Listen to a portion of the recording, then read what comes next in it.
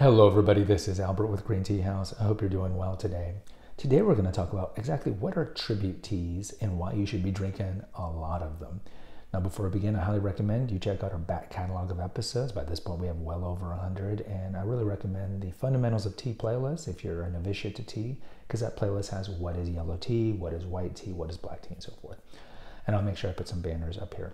So what's a tribute tea? So a tribute tea is a tea or a cultivar of a tea that was so highly regarded by the Chinese imperial court that they wanted them to themselves, kind of like Gollum, it's mine, it's mine.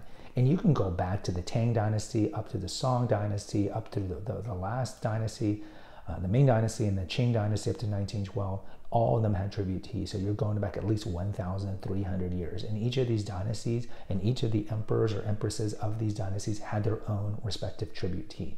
So what was a tribute tea? A tribute tea would be a tea that the emperor or the high court officials loved so much that they would demand that tea from that particular tea grower. And that tea grower would make that tea, it would be exclusive only to the emperor or empress or the family or high court officials, and that was their replacement for having to pay taxes. So tribute teas were essentially the best of the best quality of tea. Now if you look at the different centuries, because we're really going from the Middle Ages, like the 600s AD all the way to 1912, definitely tea or cha had different kind of iterations during that time. We talked about in the history of tea playlist how tea at one point was more like a soup. At one point they put salt and lard and all these things, and you could eat it that way or make it into a broth.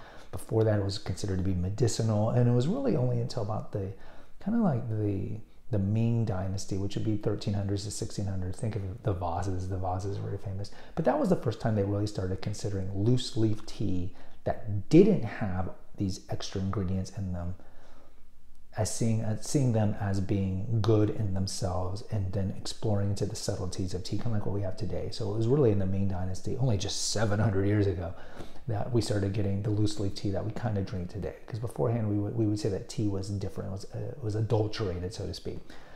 So tribute teas were very valued, and so if the emperor didn't like a particular tribute tea, because he was getting tribute teas from a lot of tea growers, he would just give it to his court officials and be like, wink wink, you can either drink this, or wink wink, sell it, I don't care.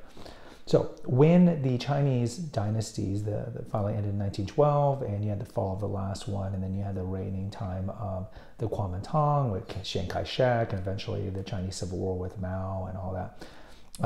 It's not like tribute teas weren't made anymore. Now tribute teas became more accessible to the common man, and certainly when you see the last 30 years with advents of transportation technology, we have access to tribute tea. So this is part of the development of tea in general, is that tea, certainly in China, and then later on when tea houses exploded over 1,000 years ago, most of the teas in China and in Japan and Korea were open to the common man. If you look at tea in the West, it was the Dutch and the Portuguese that brought tea, but for several years, really into the mid-1800s, tea was only exclusive to the rich because it was so expensive to have it transported here. And it was only until the mid to late 1800s when the English started to create their own teas in their British colonies, mostly black tea, that it became accessible to the working man. Either way, tribute teas, we sell a couple of these tribute teas. So Silver Needle, white tea, we have that. That was a tribute tea at one point. You look at Tai Gong Gwen, or Iron Goddess of Mercy teas, the oolong, that was a tribute tea. You look at Dragon Well or Longjing, that was also a tribute tea. We sell that one as well. And typically, like when I tell people about the Chinese green teas, I'm like, okay, a great entry one is gunpowder or jasmine green.